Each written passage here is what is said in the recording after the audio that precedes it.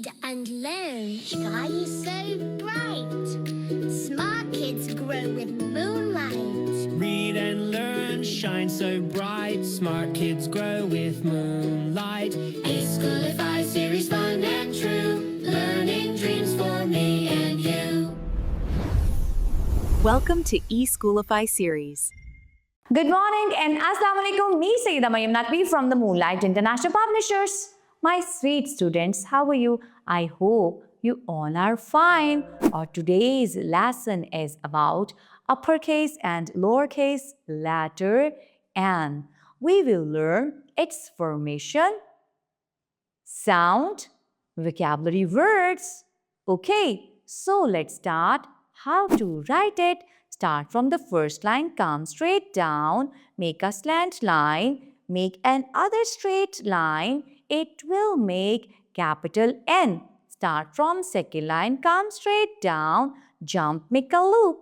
It will make small n. The letter name is N.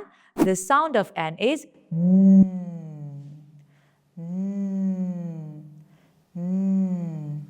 nurse, nest, notebook, newspaper.